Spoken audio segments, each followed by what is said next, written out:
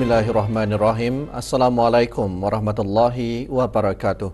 Bersua dalam berita perdana malam ini, saya Razik Razikin Abdullah dan saya Rafizah Haji Mahmud. Berita-berita utama malam ini.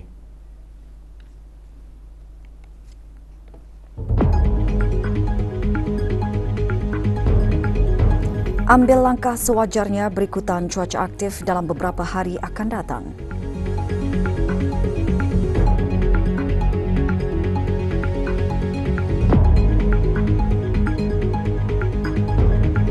Jangan terpedaya dengan sebarang promosi perkhidmatan estetik dan kecantikan oleh individu yang tidak berdaftar.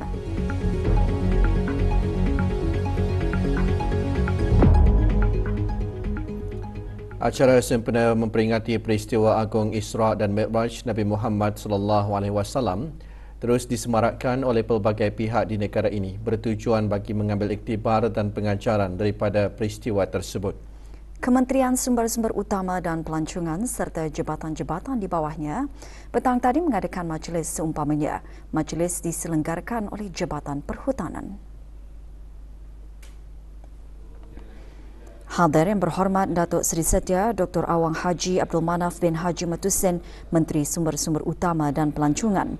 Majlis disemarakkan dengan ceramah khas bertajuk Dari Dunia ke Sidratul Muntaha, Jejak dan Hikmah Perjalanan Kekasih Allah. Sambutan seumpamanya bertujuan mengeratkan lagi hubungan silaturahim antara warga Kementerian Sumber-Sumber Utama dan Pelancongan dan jabatan-jabatan di bawahnya.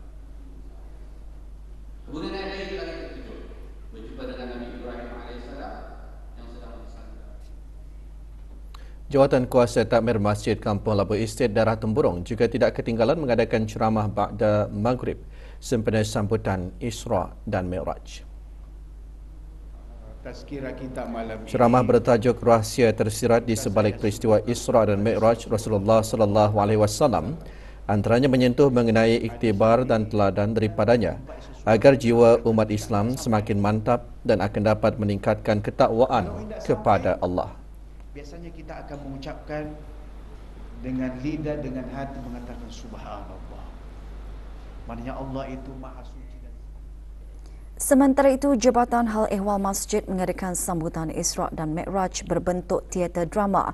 Persembahan itu adalah sebagai inisiatif menyampaikan dakwah secara kreatif, efektif dan menarik kepada penonton. Teater drama Mau'izah Isra' wal Mi'raj yang dilakonkan oleh Muslimah Masjid Perdana Wangsa Haji Muhammad Kampung Setia mengetengahkan mengenai meninggalkan solat fardu 5 waktu serta lalai dengan ujian nikmat dunia sehingga Allah Subhanahu Wa Taala menjentikkan hati untuk berubah. Antara yang hadir, Datin Hajah Nahriyah binti Haji Awang Asbi, Isteri Menteri Hal Ehwal Ugama. Acara diadakan di Masjid Omar Ali Saifuddin di Ibu Negara.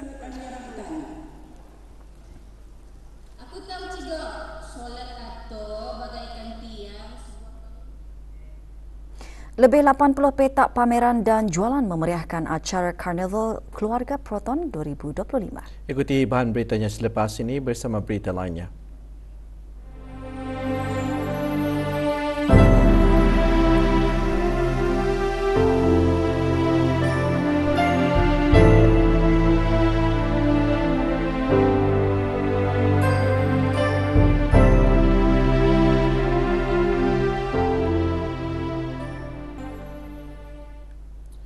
Negara Brunei Darussalam pada masa ini berada di penghujung fasa separuh pertama monsun Timur Laut iaitu musim tengkujuh.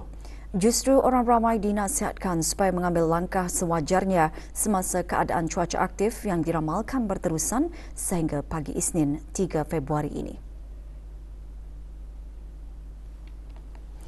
Hujan kerangkala lebat dan berpetir dijangka berlaku sekali-sekala menjejaskan kawasan pedalaman pada waktu petang dan berpotensi merebak ke kawasan pesisiran dan perairan pada waktu malam dan awal pagi.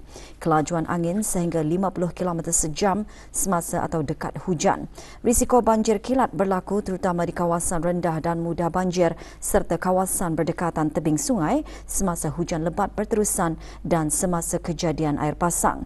Risiko kejadian pokok tumbang, atap terbang dan tanah susur semasa hujan lebat dan keadaan berangin kencang.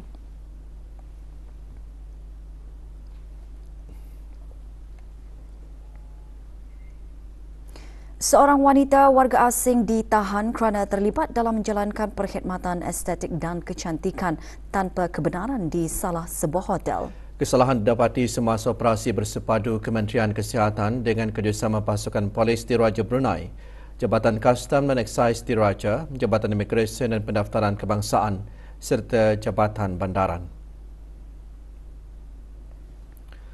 Operasi dijalankan pada 30 Januari lalu berikutan maklumat orang ramai mengenai perkhidmatan tersebut yang diiklankan melalui pelbagai platform media sosial. Suspek ditahan semasa menjalankan prosedur rawatan IV dripping kepada pelanggannya. Pihak penguatkuasaan mendapati pelbagai bukti termasuk peralatan perubatan seperti jarum, bicegari, kanula intravena dan set IV drip, beberapa ubat-ubatan dan produk kosmetik yang tidak berdaftar dan rekod pelanggan-pelanggan yang menerima rawatan. Kementerian Kesihatan memandang serius terhadap perkhidmatan perubatan estetik dan kecantikan yang dijalankan tanpa lesen dan kelulusan yang berkelayakan. Jika dilakukan oleh individu yang tidak berkelulusan dan tidak berlesen, amalan sedemikian boleh menimbulkan risiko serius kepada kesihatan dan keselamatan orang awam kerana boleh menyebabkan komplikasi kesihatan yang serius termasuk jangkitan, reaksi alahan, kerosakan organ, kecacatan kekal dan juga boleh membawa kematian. Orang ramai dinasihatkan untuk tidak terpedaya dengan sebarang promosi perkhidmatan estetik dan kecantikan di laman media sosial, terutama sekali oleh individu yang tidak berdaftar dengan pihak autoriti pelesenan atau pengamal yang berkelayakan. Bagi sebarang perkhidmatan rawatan yang disyaki tidak sah, laporkan dengan menghubungi Kementerian Kesihatan di talian 2380485, email ke corp.coms@moh.gov.bn atau talian Darussalam 123.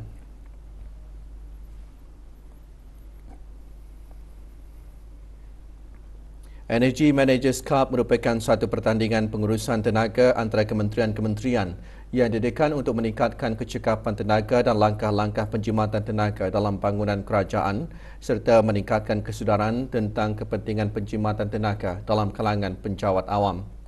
Petang tadi, Jabatan Tenaga di Jabatan Perdana Menteri mengadakan majlis penyampaian hadiah bagi pemenang pertandingan berkenaan yang berlangsung di Jabatan Perdana Menteri. Penyampaian hadiah disempurnakan oleh Dayang Hajah Farida binti Datuk Seri Paduka Haji Talib, Setiausaha Tetap Tenaga di Jabatan Perdana Menteri. Jabatan Kaji Cuaca di bawah Kementerian Pengangkutan dan Info Komunikasi dipilih sebagai pemenang. Juga diadakan penyampaian sijil Building Energy Label kepada beberapa bangunan kerajaan yang telah diaudit di bawah program pengauditan tenaga dan mencapai indeks kecekapan tenaga minimum.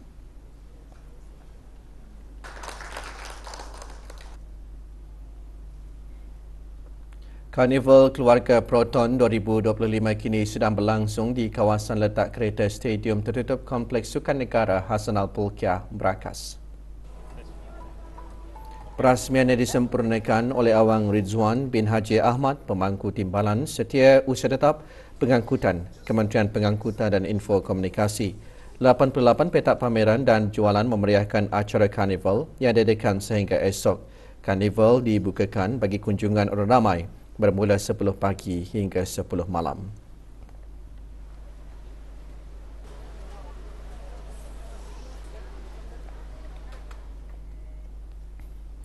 Tamu bulanan Pertubuhan Warga Mas kali ke-8 diadakan bagi menjana ekonomi ahli pertubuhan berkenaan.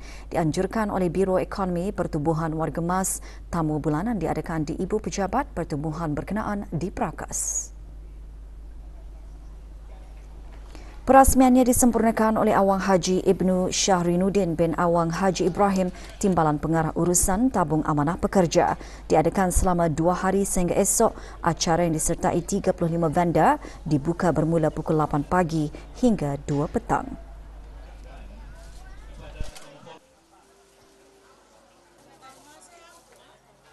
Acara ini akan diadakan grand dengan hiasan-hiasan dan yang menarik, yang bersesuaian dengan tema Bulan Kemerdekaan. Harapan kami kepada ahli pertubuhan warga Mas yang lain akan dapat berkunjung dan berbelanja di tamu bulanan ini, dan kepada orang ramai akan dapat singgah. Keputusan peperiksaan sijil perdagangan Brunei SPB November 2024 telah dikeluarkan. Kementerian Pendidikan melalui Jabatan Peperiksaan memaklumkan calon yang menduduki peperiksaan tersebut boleh mengambil slip atau sijil di kaunter Jabatan Peperiksaan Pusat Perkhidmatan setempat Kementerian Pendidikan pada hari Isnin hingga hari Khamis 8 pagi hingga 11 pagi dan 1.30 petang hingga 3 petang, manakala hari Sabtu 8 pagi hingga 10 pagi.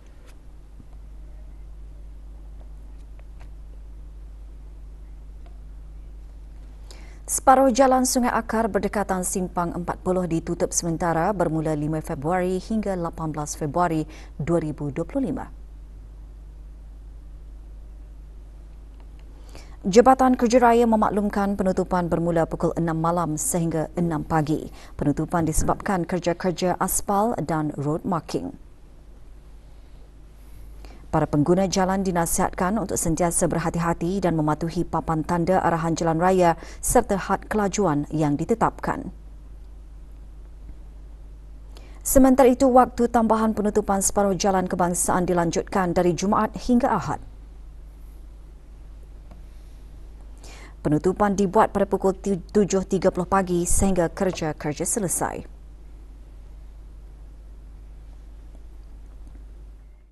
Empat rekod diperbaharui pada kejohanan sukan sekolah-sekolah Brunei Darussalam yang lalu.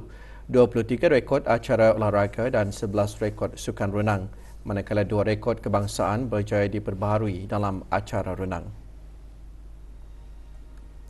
Pemberian insentif diberikan kepada atlet pelajar yang berjaya memecahkan rekod kejohanan dan rekod kebangsaan adalah sebagai pembangkit motivasi untuk meningkatkan prestasi sukan ke tahap optimum.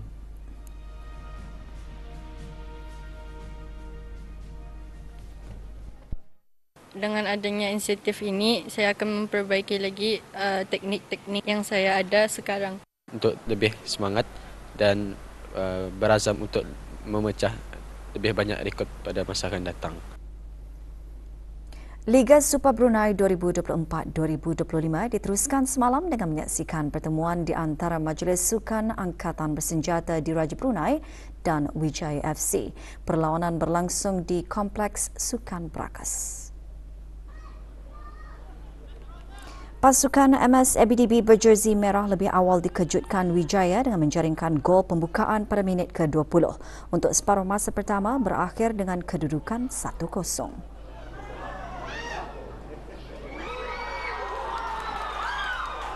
Bersambung babak kedua, MS-ABDB mula bangkit untuk mengatur serangan dan akhirnya berjaya menyamakan kedudukan pada minit ke-60.